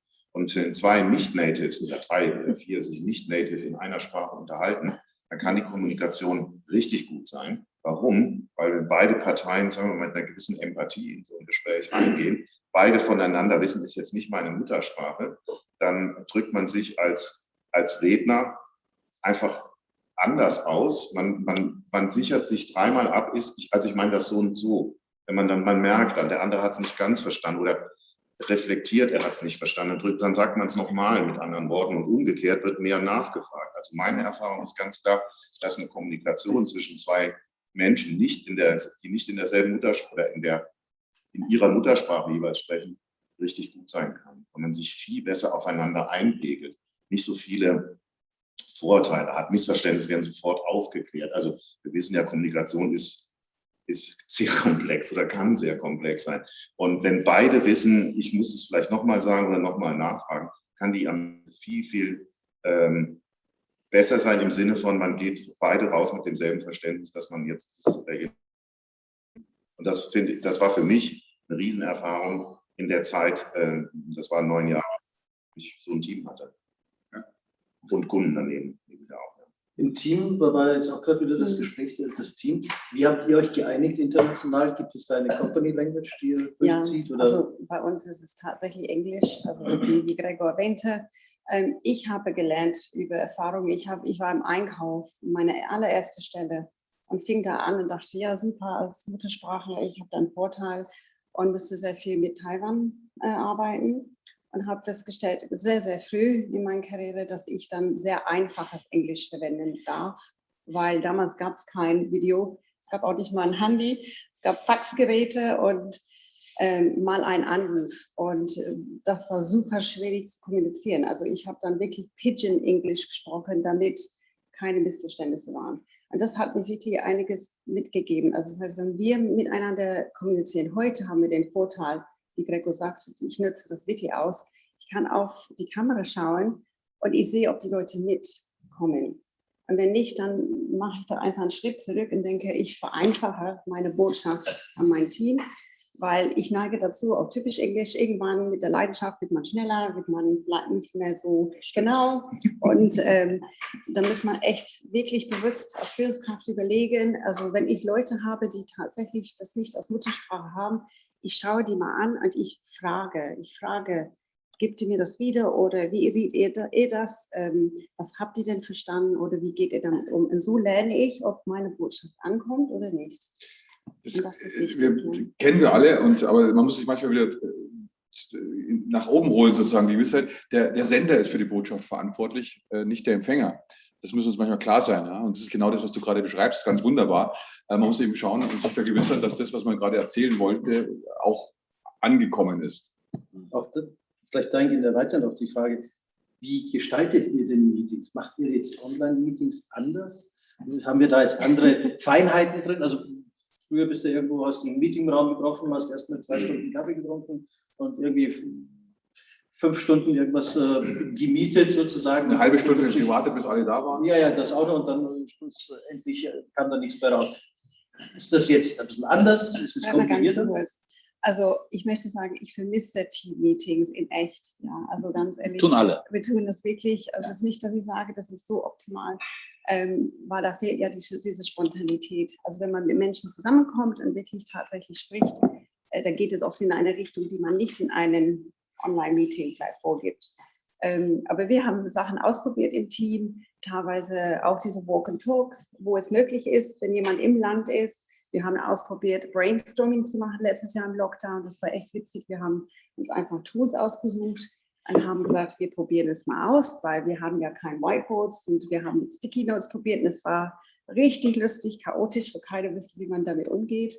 Aber ich glaube, es ist einfach wichtig, und der Gregor kann vielleicht dazu was sagen, ein bisschen die Begeisterung noch irgendwie zu schaffen, weil das geht verloren nach einer Zeit. Wenn es immer wieder das Gleiche ist und wieder Back-to-Back-Meetings gibt, wir versuchen da einfach mal mit neuen Ideen, neuen Impulsen zu kommen, dann auch zu überlegen, wie präsentieren wir, nicht nur intern, aber auch extern, und versuchen dann probieren neue Dinge einfach aus. Wie ist es bei euch? Oder wie ist es bei euch? Also ich würde da jetzt auch ein bisschen über meine persönliche Erfahrung berichten, und ich würde sagen, es sind völlig neue Skills jetzt erforderlich geworden, und das ist die Online-Moderation. Also es war schon vorher wichtig natürlich, wenn man Meetings, Workshops macht mit Kunden, wie extern wie intern, dass man natürlich eine Methode hat der Moderation, ja, damit man auch wirklich Ergebnisse generieren kann. Und das ist natürlich im Online nochmal ein bisschen anders als im Real.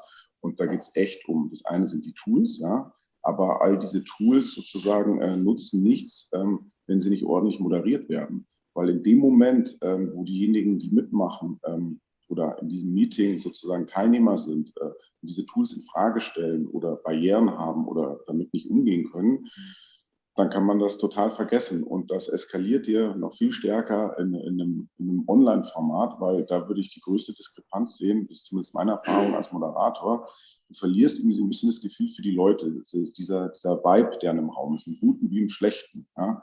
Sind die jetzt noch da? Interessiert die das? Sind die ein bisschen abgelenkt? Da, glaube ich, hast du ja auch schon so ein paar Punkte angedeutet, die man da technischer Natur einbauen kann, um das besser zu machen. Aber trotzdem, da fehlt irgendwie was.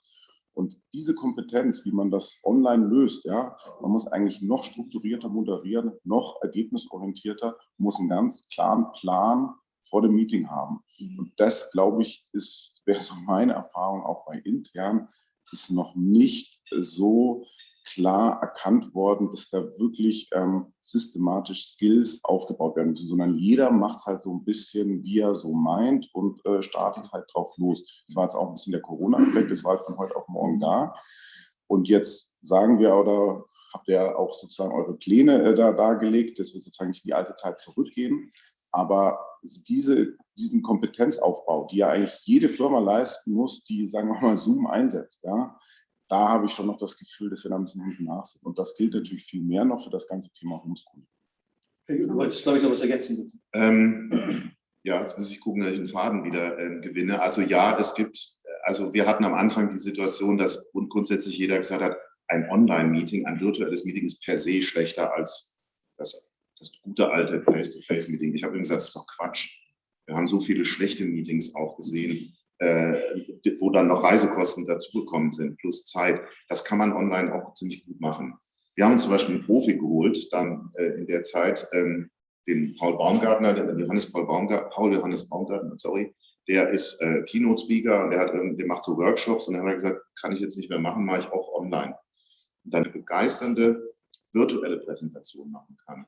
Und wir sind noch nicht so weit wie mit Kaffeeduft verströmen, aber es gibt ja wahnsinnig viele Firmen, die irgendein erklärungsbedürftiges Produkt haben, was man vielleicht sogar im, sagen wir mal, hybriden Verkaufsformat, also wo vielleicht jemand vor Ort ist und 2 Experten schalten sich dazu, die dann im Übrigen nicht reisen müssen, das viel besser vorführen können, als vielleicht der Verkäufer oder die Verkäuferin, die vor Ort ist. Da muss man mal nachdenken, welche Dinge gibt es, die man gut virtualisieren kann und das vielleicht mit dem guten alten Handschlag-Meeting kombinieren kann. Und dann ist natürlich, was du sagtest, das muss man natürlich professionell moderieren.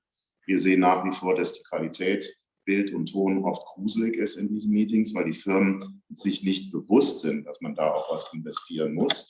Du hast eben dann von Dynamik in so einem Meeting gesprochen. Jetzt will ich so viel über Produkte reden, aber wir machen uns Gedanken darüber, wie man jetzt 8 Leute, die in einem Meeting sind, für die Zuschauenden so übertragen kann, dass möglichst wenig von der Dynamik verloren geht. Wir nennen das virtuellen Direktor. Also wir bauen in unsere Kameras eine Technik ein, die tatsächlich durch künstliche Intelligenz, also wir versuchen ihr beizubringen, wir versuchen das wie ein richtiger Regisseur, das einen Film macht, der genau weiß, jetzt muss ich für die Dynamik, hole ich jetzt mal den Sprecher ran, ich zeige die Reaktion der anderen. Das kann man natürlich machen, indem man ein Filmteam vor Ort hat, so wie ihr gestern, oder man kann das programmieren und in eine Kamera einbauen, die dann vielleicht nicht so perfekt ist wie ein Regisseur, aber eine ganz andere Dynamik aus so einem Raum für die Zuschauenden rüberbringt, als das der Fall ist. Und dann geht auch wiederum noch weniger verloren von dem, was wir so toll finden bei dem persönlichen. Geruch geht noch nicht, aber wenn ihr das baut. Ich will da kurz was zu sagen, weil für mich also der beeindruckendste Vertrieb eines erklärungsbedürftigsten Produktes, der von Corona betroffen war für mich Thermomix. Ja. Weil Thermomix, die haben eben diese Hauspartys gemacht, das war Face-to-Face, die haben das Produkt gar nicht erklärt, sondern die haben mit dem Thermomix immer gekocht und dann ist zusammen das Gekochte gegessen worden und weil es genauso gut schmeckte oder besser als was anderes, haben die anderen Frauen an diesen Kochkursen oder Thermomix-Partys haben dann auch eingekauft. Auch. Ja. Lass mich kurz. Okay. Also, jetzt kommt da also Corona und die dürfen diese Partys nicht mehr machen. Die Firma verbietet das aus bekannten Gründen. Was haben die gemacht? Die haben so ein ähnliches Setup wie hier plötzlich aufgebaut, nämlich mit Kameras. Und dann haben die praktisch in den Küchen der Frauen, die vorher die Partys gemacht haben, haben die jede Küche ausgestattet mit ein bisschen Hardware, Zoom eingekauft und haben dann die Corona-gerechte Thermomix-Veranstaltung gemacht. Was ist dabei rausgekommen? Haben die mehr oder weniger verkauft? Ja, mehr natürlich. Warum? Warum haben die mehr verkauft? weil bei diesen Partys waren immer nur so im Durchschnitt 2, 3 Leute. Und das war schwierig, die da hinzukriegen. Bei den Online-Kochkursen waren viel, viel mehr. Auch wenn dann praktisch weniger Prozent gekauft haben, ist der Gesamtbereich mehr geworden. Also wir suchen uns tatsächlich solche Firmen aktiv als Kunden oder als potenzielle Kunden, weil wir wissen, dass wir da gut aufgestellt sind mit unserer Kombination aus Produkten. Also welche Firma muss was Erklärungsbedürftiges verkaufen oder erklären, es geht nicht immer nur um Verkauf und kann es jetzt nicht mehr so physikalisch tun, wie sie es vorher machen, weil da haben wir nämlich einen Punkt. Ja, insbesondere in der Kombination mit die Diskussion ist hochspannend und bringt ja auf die Idee, vielleicht gibt es das auch schon. Und wenn es nicht, sollten wir es dann dringend auf den Weg bringen. Ich mache Überschrift Zoom Certified Professional. Eine Ausbildung, eine Art Lehrgang oder Schulungskurse, die mit so einer Art, also muss jetzt kein Zertifikat sein, aber wir haben es ja auch gestern immer wieder gelernt, wir haben ja auch jetzt 1,5 Jahre, lernen wir täglich dazu, wie man dieses ganze Setup macht. Ja. Und es reicht ja nicht nur, es reicht ja nicht nur, die Zoom-Lizenz zu ziehen oder sich die Kamera zu kaufen, sondern das Ganze so zusammenzubringen. Und wenn wir jetzt noch über die Tools nachdenken, die es ja dann drumherum gibt, ob das virtuelle Kameras sind, die man mit einbindet, oder ob das gegebenenfalls Whiteboards sind, die man woanders noch mit reinzieht. Ihr habt ja den ganzen App-Park, den ja bei Zoom anpackt. Das wird ja noch deutlich komplexer. Und wie präsentiere ich? Früher hast du auch Präsentationstrainings gemacht. Du musst ja ganz anders die Grenzen sind tatsächlich, vielleicht meinst du das mit der Moderation. Also du kannst heute irres Zeug machen in diesen Online-Meetings. Ja? Mal schnell eine Umfrage. Du musst auch wissen, wo ist denn dann der Knopf? Genau. Ja, Zoom ist einer der Erfolge, den ich bei euch sehe, ist einfach, weil euer Produkt so irre einfach auch war. Daherkommt. Es kommt sehr einfach daher. Also die Überwindungsängste sind gering. Wenn ich jetzt aber noch schaue, was auch ich gelernt habe, was da alles gibt, das ist nicht alles super einfach. Aber wenn du da einen Moderator hast, der jetzt dann sagt, jetzt machen wir auch mal einen Quatsch da in so einem Video, um das mal aufzulockern, ja, und der das dann weiß mit einer Umfrage oder mit Zettel sammeln, wie man das so kennt von einem Workshop, dann kann man da irre Sachen machen. Aber wo lernt man das? Wo kann man hingehen und sagen, das möchte ich gerne lernen? Also die meisten, da gibt es sehr viele selbsternannte Trainer. Du hast aber recht, das gibt es noch nicht so richtig certified. Es gab mal zwischendurch ein Online-Trainer-Verband, der solche Zertifikate ausgestellt hat. Das war aber vor Corona und die hatten sich da auch sehr auf E-Learning versteift. Das wird sicherlich kommen, sowas, weil wir wissen ja aus der Vergangenheit, auch bei Huawei, ist es so, zum Beispiel bei den Technikern ist es so, die kriegen eine Zertifizierung und das muss es natürlich auch irgendwann für den Moderator geben. Ob das nun da tatsächlich der Hersteller machen muss, also Zoom, das weiß ich nicht so richtig. Im Schulumfeld würde ich mir das wünschen, dass das eine Third Party sozusagen machen wird. Weil im Schulumfeld ist das nochmal anders aus meiner Sicht als jetzt zum Beispiel, dieses ist ja eher ein Kommunikationsformat und in dem Kommunikationsformat, ihr beide seid exzellente Kommunikatoren, aber ihr müsstet das dann auch, wenn ihr euch schon mal zur Ruhe setzt, dann weitergeben können sozusagen in so einem Kommunikationstrainingsunternehmen. Wir versuchen da wir sind ja traditionell im IT-Handel auch unterwegs. Also unsere Kunden sind nicht die Endkunden direkt, obwohl wir sehr viel mit denen sprechen, aber wir haben immer IT-Häuser dazwischen oder IT-Integratoren, wie man sie auch immer nennt. Und die sind natürlich sehr technisch unterwegs. Und da bricht man auch nicht so ganz ohne weiteres ein. Aber es ist Teil unserer Story, dieses Klientel zu inspirieren, über den reinen Technikverkauf hinaus solche Qualitäten und Kompetenzen aufzubauen. Weil die sind aus meiner Sicht am ehesten dran. Und es ist ja auch irgendwo immer noch eine technische Komponente. Man muss wissen, welche Software gibt es da, welche Hardware gibt es da, wie ist das miteinander verwurstet. Und versuchen diese Leute, denen sozusagen auf ein künftiges Geschäftsmodell zu inspirieren, was sie sich natürlich am Ende selber aneignen müssen. Weil das sehr komplex ist, glaube ich, ist auch einer der Gründe, warum es da noch nichts zertifiziert ist, weil das einfach so eine heterogene Welt ist auch immer. Ja. Aber so die Technik und dann auch, Lisa, du als Marketingfrau weißt ja auch die Wirkweisen von Kommunikation auf den verschiedenen Ebenen. Das muss ich natürlich auch ganz anders, das muss man wirklich vordenken, da müsste man mal was machen. Vielleicht müssen wir als German Mittelstand Campus mal drüber nachdenken, sowas anbieten. Also ich könnte mir das vorstellen, dass ihr als German Mittelstand so ein Know-how aufbaut und das euren Mitgliedern anbietet. Oder wir hatten gestern den Herrn von der Gewerkschaft. Traditionell Gewerkschaften immer auf Seiten der unterdrückten Arbeitnehmer, statt vielleicht jetzt mal zu gucken, wie kann man die beiden Welten denn auch integrieren und etwas Verbindendes anbieten, weil wir natürlich als Arbeitgeber auch ein großes Interesse haben, die Leute nicht zu knechten wie hieß das gestern, wie hat es genannt? Selbstzerstörung oder sowas, ja. Selbstausbeutung oder virtuellen. Also je mehr man darüber redet, desto mehr sehe ich sowieso die Chancen aus diesen ganzen Themen, auch für die Schulen, da können wir noch 2 Stunden drüber reden, als jetzt dem Nachtrauern der alten Zeiten, wo man noch morgens ins Auto gestiegen ist und irgendjemanden besucht hat. Das wird es weiter geben und das wollen wir auch alle. Aber muss das in der Dimension sein? Also ich vermisse nicht, freitags um 4 Uhr in München das Meeting zu beenden und dann irgendwie zu schauen, wie ich wieder nach Hause komme. Das vermisse ich überhaupt nicht. Gar nicht. Ich wollte nochmal auf das Homeschooling zurückkommen. Also ich würde mir wünschen, dass das in der Zukunft so ist, wenn wir wieder in den Schulklassen überall sind, dass das kranke Kind zu Hause einfach an dem Unterricht über Zoom beispielsweise oder eine andere Plattform teilnehmen kann. Das ist für uns im Augenblick noch ein bisschen unvorstellbar. Das wird aber im Ausland, und da komme ich gerade drauf, weil du das erzählt hast, mit China. Das ist in China schon vollkommen üblich, dass die dann eben an ihrem Zuhause Tablet sitzen, krank im Bett. Und dann sind meistens mehrere Kameras da, sodass die also von hinten die Schüler sehen können auf der einen Seite oder die Lehrerin das sogar umschalten können. Die beiden Ansichten können die dann gucken, was machen die Schüler gerade, und die können dann, wenn die Schüler auch in dem Meeting sind, mit dem tuscheln, nennt man das dann, also ein 1:1 Chat machen mit den anderen, ohne dass die Lehrerin das merkt. Und wenn die Lehrerin das dann merkt, dass da eine abgelenkt ist, kann sie das ausschalten und so weiter. Das gibt es alles schon. Es ist aber bei uns noch ein bisschen weit weg, dass wir das wirklich machen und erlauben bei den Schulen. Gerade in den Schulen ist es natürlich extrem spannend, du hast ja gesagt, wo man dann Klassen zusammenschaltet.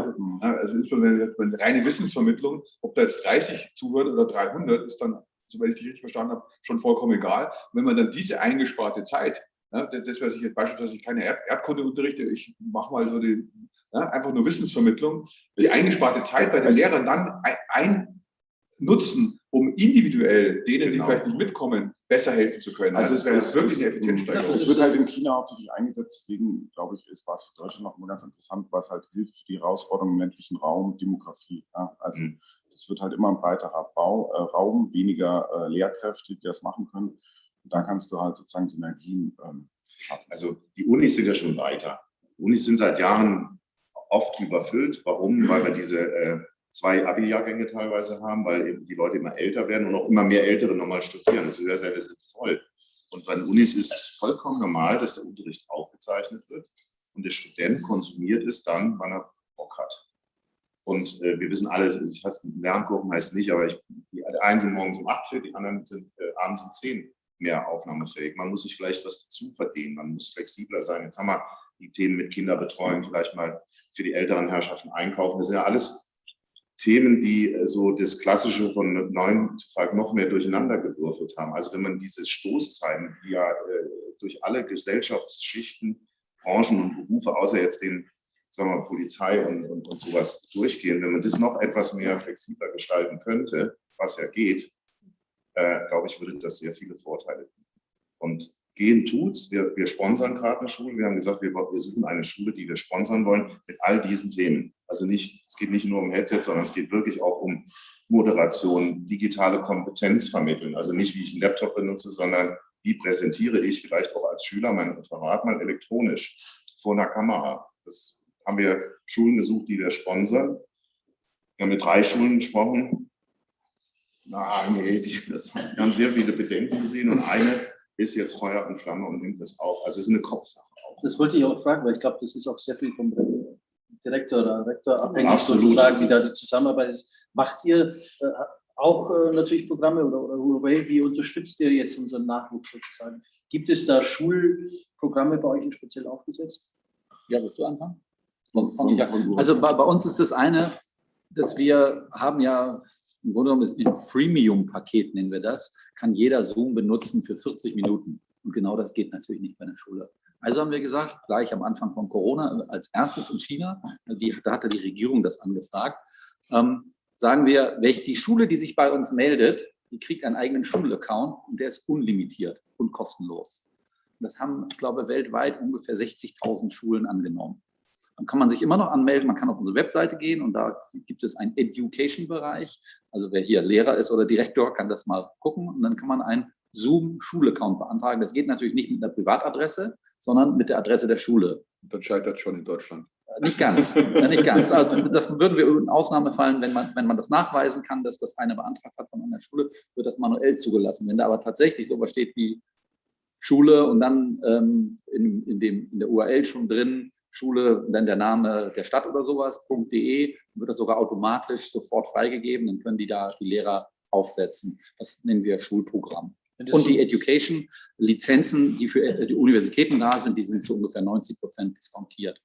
Wenn das so weltweit gut angenommen wird, hast du Zahlen zufälligerweise im Kopf, wie das aufgeteilt ist nach Ländern? Natürlich habe ich die Zahlen im Kopf und die veröffentlichen wir aus politischen Gründen nicht. Okay. Und ich kann dir sagen, du wirst erstaunt sein, wie schlecht das in Deutschland angenommen wurde. Also ich finde, 60.000 Schulen ist, ich meine, wenn man weiß, ich weiß jetzt nicht auswendig, wie viele Schulen es in Deutschland alleine gibt. 1 Million Klassenräume. 1 Million Klassenräume. Danke dir für die Unterstützung. Also ist 60.000 Schulen weltweit eigentlich ja, das muss man auch wieder sagen, da sind ziemlich viele Schulen, die das auch kaufen, diese Lizenz. Das hat auch wieder andere Vorteile, meistens aus Compliance-Gründen, weil das dann beim Einkauf eben auch durch die Rechtsabteilung geht und normalerweise durch eine Datenschutzabteilung. Ich glaube, das ist mit ein Hauptgrund natürlich, weil es gewisse Rechtsfolgen geben muss. Und deswegen kann ich nicht immer nur auf die kostenlose Variante. Also irgendein Euro muss fließen in irgendeiner Form. Wie ist das bei euch? Ja, also jetzt mit Schulen vor Corona haben wir natürlich auch Aktionen gehabt, dass wir jetzt vor allem Tablets Schulen zur Verfügung gestellt haben. Ein bisschen sind wir davon auch weg, weil ich glaube, das ist uns allen klar. Die Hardware, das ist das eine, ja, die Geräte, aber das Wichtige ist ja wirklich die Kompetenz aufzubauen, damit umzugehen. Also deswegen haben wir da eigentlich den Fokus auch ein bisschen verlagert. An den Schulen machen wir jetzt nicht mehr so viel direkt. Also wir machen da ganz normales Geschäft. Also wir statten Schulen oder es gibt viele Schulen. Es gibt ja jetzt auch den entsprechenden sozusagen politischen Pakt, wo es eine Förderung gibt. Da kommt auch WLAN-Technologie von Huawei zum Einsatz. Also, aber das ist ganz normal kommerzieller Prozess. Und wir haben eher einen Fokus auf die Studenten. Da haben wir eine ganze Menge laufen. Also wir haben ein großes Programm, das ist auch global ausgerollt, das heißt Seeds for the Future. Und da werden Studenten ausgewählt und die kommen dann für eine Zeit lang nach China und da machen die so eine Art Studium Generale. Also da lernen sie bei uns was in den unterschiedlichen Unternehmensbereichen, Forschung und Entwicklung, in den Management-Einheiten und anderes, bekommen auch noch interkulturelles Training, Sprachtraining und haben auch wir haben natürlich gute Partnerschaften innerhalb von China, wo sie dann mit interessanten Firmen im Bereich zum Beispiel Elektromobilität etc. Da Einblicke bekommen, um da zum einen so eine interkulturelle Brücke nach China zu schlagen, aber auch um die mit Digitalisierung in der Anwendung stärker in Berührung zu bekommen, weil da ist einfach China in vielen Bereichen viel, viel weiter und das ist liest man ja fast täglich in der Zeitung des Shenzhen, also wo auch unser Hauptsitz ist, dass das eigentlich so das reale Digitallabor der Zukunft ist, ja, wo ganz viel schon angewandt wird. Das heißt, das versuchen wir näher zu bringen und dann haben wir auch viele Programme hier in Deutschland laufen. Das geht dann so in Richtung Hackathon, Challenges, wo die ihre Ideen zu bestimmten Problemen einbringen können und dann wird das prämiert. Und was wir auch gerne machen, ist, das nicht jetzt irgendwie mit Geld, Monitoren zu belohnen, sondern mit Kompetenz, dass wir sagen, ihr könnt dann eine Zeit lang in unser Lab gehen oder mit Experten uns zusammenarbeiten und sozusagen unser Know-how anzapfen. Und die Idee, die eigentlich dahinter ist sozusagen die zukünftige junge Generation in eine reale Erfahrung mit diesen Zukunftstechnologien zu bringen. Ich muss da noch ein bisschen mehr nachhaken. Also ich habe ja am Samstag die Präsidentin des Bayerischen Lehrerinnen- und Lehrerverbands da, die Simone Fleischmann. Dementsprechend sammle ich jetzt gerade ein bisschen Futter. Dementsprechend war die Frage, wenn ihr mit vielen Lehrerinnen und Lehrern, Direktorinnen sprecht, was ist denn da gibt es da Painpunkte oder Painpoints, wo man jetzt sagt, das tut denen an der Seele weh oder gibt es da irgendwelche Rückfluss, den ich da sozusagen in das Gespräch vielleicht mitnehmen kann? Ja, da gibt es ganz konkrete. Also wir haben jetzt unsere Modellschule, die wir sponsern, die sagt, Punkt Nummer 1 ist, wir wollen jetzt sicherstellen, wenn es wieder losgeht mit der Schule, dass genau das, was Peer sagte, dass der hybride Unterricht läuft. Also dass wer auch immer krank ist, und das muss ja nicht Corona sein, das kann ja irgendetwas sein, ja, dass das sichergestellt ist. Das ist Punkt 1, das werden wir tun. Punkt 2 ist, dass die sagen, wir haben das verstanden, es geht mehr ins virtuelle Präsentieren. Wie gesagt, nicht nur der Lehrer präsentiert irgendetwas virtuell, wenn er zu Hause ist, was ja auch der Fall sein kann, Also die wollen ein Medientraining, Präsentationstraining wollen die haben, werden sie bekommen. Der dritte Punkt ist Bewerbertraining. Also die wollen wissen, oder die wissen, dass ihre Absolventen, die bewerben sich ja im Mittelstand zum Beispiel. Und wir werden das mit unserem Partner also machen, in dem Fall, großer deutscher Distributor, ausgebuchte Personalabteilung, die sponsern den Part des Bewerbercoachings. Also die werden den Schülern etwas anbieten und sagen, so ticken wir als Personalabteilung, so sieht eine Bewerbung heute aus, wie kann man das digital machen und so weiter. Und das vierte, wo wir jetzt dran arbeiten, ist tatsächlich die gesamte Methodik da anzubieten. Also wie kann ich wirklich jetzt Technik und Virtuelles präsentieren, wie du eben gesagt hast, warum muss jetzt jeder Lehrer immer den gleichen Unterricht vorbereiten? Warum kann man nicht sich einen guten Inhalt, der didaktisch top aufbereitet ist, einfach mal ablaufen lassen? Und der Teamlehrer, heißt es hier an der Schule, ist dabei und moderiert das vor Ort, hält den Video mal eben kurz an und sagt so, wie hat er das jetzt hier erklärt? Und wir wissen alle, mein jüngerer Sohn ist mit Daniel Lumbles Abi gegangen, der hat sich die Mathe-Videos von dem Herrn angeguckt. Da habe ich sogar das verstanden, was ich vor 35 Jahren irgendwie nicht verstanden habe. Also es gibt richtig cooles Zeug, was ich aber dann eben nur in solchen Formaten präsentieren kann und also nutzen kann. Und am Ende dient es dem Lernerfolg, beziehungsweise Henning Beck hat das Buch Das neue Lernen heißt Verstehen, also wirklich nicht Bulimie lernen für die nächste Prüfung, sondern wirklich besseres Verstehen. Also darum geht es eigentlich. Und dann alles rannehmen, was man dazu braucht. Als Ergänzung, ich habe das erste Workshop mitgemacht mit den Lehrern. Und es ging um ein Brainstorming, um einfach zu gucken, was können wir, was wollt ihr. Und wir konnten die nicht mehr bremsen. Wir konnten die wirklich nicht mehr bremsen. Und das muss man ja auch mitgeben. Also die brennen dafür. Die wollen ja auch was bewegen und sind auch froh, wenn eine die an die Hand nimmt und sagt, okay, es geht hier nicht nur um die Ausstattung des Räumes, es geht wirklich darum, welche Szenarien kommen auf uns zu und dass wir gut vorbereitet sind. Es hat so viel Spaß gemacht. Also wir freuen uns riesig auf dieses Projekt, weil es geht hier um viel mehr als nur Hardware, Software und Bandbreite. Es geht um Skills und Möglichkeiten, anders lernen. Der Vorteil ist, die Generation macht irgendwann Schulabgang, kommt dann vielleicht in eine moderne Firma, vielleicht in so eine Firma, wie wir hier mit Überqualifikation vielleicht an virtuellem Technik und Hybriden und Remote arbeiten.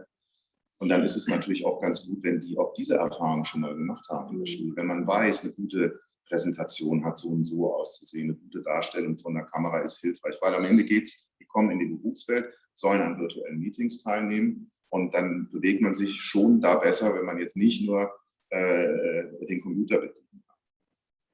Ja, also die Pain Points, die wir sehen, sind, würde ich sagen, das Heranführen zum Beispiel an virtuelle Whiteboards oder interaktive Screens, wo ich jetzt erwartet hätte, dass das für die ganzen iPhone-User, wenn ich die mal, oder Android-User, dass das irgendwie für die naturell ist. Das ist nicht so ganz naturell für die offensichtlich. Das war mir nicht klar. Also du kennst das von den interaktiven Bildschirmen. Wenn man die einfach in der Schule hängt, werden die nicht benutzt. Die Leute, also die Lehrerinnen und Lehrer schreiben erstmal an der Kreidetafel weiter. Während ja für diesen digitalen Unterricht, den wir uns für die Zukunft vorstellen, im Besonderen diesen Hybriden, wäre das ja am besten, wenn die tatsächlich an einem digitalen Whiteboard schreiben, malen, Notes dran machen und so weiter. Die Adaption, also die Medien sind natürlich, die IT-Medien sind voll davon, was es da alles gibt. Und da sind Startups, die gerade überall so beworben werden im weitesten Sinne. Die Adoption ist total gering. Also da wird viel verkauft und verschenkt. Genutzt wird das nicht viel. Und das ist noch mir nicht so richtig klar, woran das liegt. Liegt das jetzt daran, dass das keiner denen beibringt oder also weil du sagst Lehrerverband, ich glaube, das ist Frage, wo du die Kette startest und vermutlich in der pädagogischen Ausbildung von Lehrern. Ja? Also ich könnte mir jetzt vorstellen, wenn du in Seminare gehst, ja, wo Referendare, wo Lehrer drin sind, dass wahrscheinlich da eben da die Kompetenz mit Smartboards etc. zu arbeiten wahrscheinlich eher ein bisschen reduziert ist. Und das schreibt sich dann natürlich vor. Es ist eine Kombination. Musst du da wahrscheinlich ansetzen. Also unser Weg war dann auch, also natürlich gibt es da noch andere Pain Points. Also wir haben das ja, glaube ich, am Anfang auch gesehen, die Schulen haben alle Zoom genutzt und dann kam wieder ein Verbot. Ja, dürft ihr nicht, ist Datenschutz und all so Geschichten. Da ist der Peer der Fachmann. Ich habe das nur in dem Fall als Vater von einem Abitur und einem Studentensohn. Das ist ein Irrsinn, ja. Das sind alles Dinge, die man lösen muss. Wir wollten den Weg gehen zu sagen, wir wollen inspirieren, wir wollen eine Schule finden, die sagt, jo, das machen wir mit, um einfach mal zu zeigen, was geht, wenn man dann will. Weil ich glaube, wenn dann der Wille kommt, dann wird auch die eine oder andere Barriere brechen und dann muss natürlich die Politik ran. Und Föderalismus hat man gestern. Also das wird nochmal schwierig, aber ich glaube, wenn eine Schule das wirklich will, und wir haben ja jetzt eine, die da auch recht frei ist, dann geht auch noch mehr. Möglicherweise wird Whiteboard auch zu wenig verwendet, weil zu viel PowerPoint im Umfeld ist. Also viele Inhalte, die früher auf dem Whiteboard sozusagen entwickelt wurden, was ja eigentlich zum Lernen die bessere Methodik, zumindest soweit ich das weiß, ist, hat man halt heute vorkonfiguriert und hat halt die Texte schon auf irgendwie PowerPoint-Charts oder Keynote oder Google, wie auch immer, gibt es ja verschiedene, aber hat als Charts vorgefertigt und entwickelt sie nicht mehr sozusagen live und schreibt sich nur neu auf. Schade eigentlich, aber das ist vielleicht ein Aspekt, wenn man da... Die Whiteboards sind Teil unseres Konzepts auch wenn wir sowas nicht bauen, aber dann natürlich, jetzt kommen wir bei unserem Produkt wieder, können wir ja auch ein Tafelbild, also gewisse Dinge, zum Beispiel für den hybriden Unterricht, kann man auch die analoge Tafel weiter benutzen, weil unsere Kamera nicht nur den Lehrer aufnimmt, sondern auch noch das Tafelbild schön einbaut ins Bild. Also es ist eine Kombination aus Technik, aber eher auch aus Vermittlung von Wissen sozusagen. Ja, das ist, wie wir schon mehrfach gesagt haben, eine Frage zu wissen, wie man diese moderne neue Technik anwenden kann, da fehlt halt das Wissen in der Breite. Selbst bei mir bin ich wahnsinnig wissensdurstig diesbezüglich, merke ich, weil man merkt, okay, man könnte es eigentlich besser rüberbringen, wenn man es besser verstünde, was man alles machen kann. Ja, also wir haben noch richtig einen langen Weg vor uns, gehe ich mal davon aus. Also wir zum Beispiel können das selber gar nicht erledigen sozusagen. Wir haben die Entwicklerkapazität nicht, wir werden auch nicht so viele Entwickler einstellen können, um gerade diese Integration zu machen. Und das sehe ich als Plattform. Wir sind auf dem Weg von sozusagen dieser Killer-Video-App zum Plattformanbieter, wo dann eben die ganzen neuen aufkommenden, zum Beispiel Whiteboard-Anbieter, die gehen dann da einfach rauf und dann ist dann eine Integration technisch, aber wir sind nicht der Anbieter dieses digitalen Whiteboards. Und so wird das in der Zukunft kommen. Das ist, glaube ich, aber auch ganz gut und wichtig, weil wir haben schon Thema Akzeptanz. Weil was sind denn die Hürden? Oder könnte ich mir jetzt vorstellen, was ihr berichtet habt, warum die Lehrer nicht reingehen? Und da muss man ja vielleicht auch mal kritisch mit der eigenen Branche sein, weil die halt sagen, ihr wollt ja nur euer Zeug verkaufen, ihr wollt euch da immer mehr ausbreiten. Das ist so fragmentiert. Der eine erzählt mir, seins ist der Beste, das andere das. Und es ist natürlich schwer für die, sozusagen diese Fragmentierung da umzugehen. Deswegen haben wir in unserem Projekt gesagt, hat nichts mit unserer Hardware zu tun. Also die wird da irgendwo zum Einsatz kommen, aber unser Sponsorpaket geht komplett über Training. Wir werden Markus Hoffmann morgen Abend kennenlernen, der wird hoffentlich mitmachen. Ist ein super Typ mit Memotechnik und so weiter. Also es hat so viele Dimensionen, weil wir auch genau gesagt haben, am Ende denken die, ja, klar, Headsets und so. Und darum geht es nicht. Und da muss man, glaube ich, auch ein bisschen in Richtung Open Source etc. denken, dass die wirklich auch selber das aufbauen und fortschreiben. Und dann hast du natürlich eine ganz andere Akzeptanz und das ist, glaube ich, ganz wichtig. Auf der einen Seite ist natürlich die Verführung groß, so eine Sache von der Stange und das Thema ist gelöst, schön für den Verkauf, aber auch gut für die andere Seite, weil es so einfach ist. Aber ich glaube, wir brauchen da ein bisschen einen anderen Weg. Deswegen, was du sagst, ist, denke ich, der richtige Weg und fast ein bisschen gefährlich, wenn es dann so alles aus einer Hand geht. Deswegen ist ja auch in der Diskussion, gerade wenn man aus dem Mittelstand raus politisch diskutiert, immer wieder die Forderung an die Bildungspolitiker, lasst uns auch bitte mehr wirtschaftsfreundliche Bildung sozusagen an die Schulen bringen und nicht von vornherein den Kindern schon klar machen, dass jeder, der Unternehmer ist, von vornherein irgendwie negativ besetzt ist, weil er mit der dicken Zigarre im Mundwerk nichts anderes vorhat, als seine Angestellten auszubeuten. Ja? Was ja immer noch so ein althergebrachtes Bild ist, was oft mal vermittelt wird. Mittlerweile weniger als noch früher, aber da ist auch noch ein ganzer Weg zu bilden, weil dann ist auch das wiederum weniger, wenn man weniger kommt aus einer gewissen Wirtschaftsfeindlichkeit raus. Ja? Du bringst uns da die Headsets nah und dann kaufen die das alles. Das ist ja böse. Ja? Das kann man auch sagen, das ist positiv, weil ich ja damit auch Fähigkeiten fahre. Also man kann 2 Blickwinkel aufnehmen auf dasselbe Thema. Ja? Und wenn ich aber wirtschaftsfeindlich bin, werde ich eher sagen, nee, das darf auf unserer Schule nicht sein, da darf nichts. Da muss ich jedes Logo von dem Kopfhörer oder von dem Computer oder von dem Headset wegmachen, damit es wirtschaftlich neutral ist. Ein Sponsoring darf es nicht geben. Aber es ist einfach und deswegen hast du, glaube ich, auch vorher differenziert, sozusagen School- und Business-Umfeld, das ist anders und das muss man wirklich mit einer ganz anderen Sensibilität behandeln. Wir kommen schon langsam wieder zur Schlussrunde. Deswegen habe ich diesmal sogar 2 Schlussfragen. Zum einen, was sind so die Next Steps? Was ist der heiße Scheiß, was ich jetzt sozusagen von in den Videokonferenzen, in Hören und Sehen sozusagen erwarten kann? Könnt ihr da schon aus den Taschen plaudern? Und die zweite Frage, die mich interessieren würde, was sind eure absoluten No-Gos bei Videokonferenzen? Also, wer will anfangen, der darf schon mal hier scheinen. Also was ist der nächste Step? Ja, wenn ich damit anfangen kann, danke erstmal, dass ich da anfangen kann. Ich glaube, der nächste große Step ist die Veränderung der Contact Center.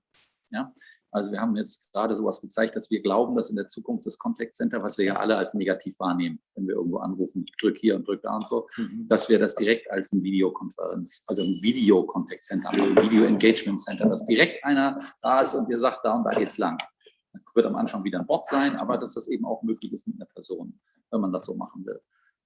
Der nächste heiße Scheiß, so wie du sagst, geht dann aber auch so in diese Richtung Plattform. Dass wir einfach zulassen, über die Plattform, wer da irgendwas Neues entwickelt, aus einer ganz anderen Art, die wir vielleicht gar nicht kennen. Ich gebe jetzt mal ein paar kleine Beispiele. Kahoot, das ist so eine Spiele-Software im Grunde genommen. Die haben gerade eine Zoom-Integration programmiert, haben das auf die Plattform gestellt, total oft abgerufen worden. Jetzt machen die Leute in ihren Zoom-Meetings am Ende so ein kleines Spiel, Umfragespiel. Ja? Und dann gewinnt da einer und dann wird das dargestellt, wer da gewonnen hat und dann kann man da Fragen einstellen. Total witzig, haben wir auch schon ausprobiert. Einfach mal ausprobieren, wir können da gerne helfen auch. Ne? Einfach mal im Zoom-Meeting ausprobieren, das ist sowas Typisches, auf die Idee, wenn wir nie gekommen. Abstimmen lassen, ob sie lieber A oder B hätten. Ja. Also kennt man so aus Live-Präsentationen. Ja. Jetzt. Ja, geht jetzt auch im Zoom-Meeting. Ist doch toll. Wären wir nicht drauf gekommen, hätten wir auch nicht gemacht, aber die haben das gemacht. Und natürlich werden die damit auch irgendwie Geld machen. Ich habe noch nicht mal das Kommerzialisierungspro. Also ich habe noch nicht mal verstanden, wie die Geld machen. Aber trotzdem habe ich es schon benutzt. Sehr gut. Was ist bei euch? Gar nicht mal so. Der nächste ist schon dran. Also wir versuchen weiter, wie ich eben gesagt habe, möglichst naturgetreu so ein Video dann zu übertragen. Und wir sind ziemlich weit schon mit wir machen also auch, je nachdem, welche Software man bei uns hat, Zeitmessung. Also, dass man den Contact-Centern eine ganzheitlichere Qualitätsmessung bieten kann, offerieren kann, über Redezeit, Sprechzeit. Es geht bis hin auch zu Emotionen messen, also anhand von bestimmten Äußerungen können wir da sagen, das Gespräch ging so ein bisschen in die falsche Richtung und jetzt nicht um die Menschen zu überwachen, die da drin sind, sondern einfach um eine Handlungsempfehlung zu geben. Ja, dass der Agent, der gerade am Telefonieren ist, zumindest mal einen Tipp bekommt oder man hinterher auswerten kann, wie kann ich die Qualität dort verbessern. Also das findet aber schon statt. Noch was ergänzend? Was geht gar nicht? Was geht gar nicht? Das ist eine gute Frage. Ich glaube einfach, dass wir hatten das Thema gestern auch, dass wir die Leute auch die Freiheit geben müssen, zu entscheiden, wie die mit diesen neuen Themen umgehen. Also dieses Hybrid Work heißt nicht Back-to-Back im Homeoffice von morgens bis abends irgendwelche Videokonferenzen zu erleben. Das heißt tatsächlich, ich bestimme tatsächlich, wann ich was nutze, wo ich unterwegs bin.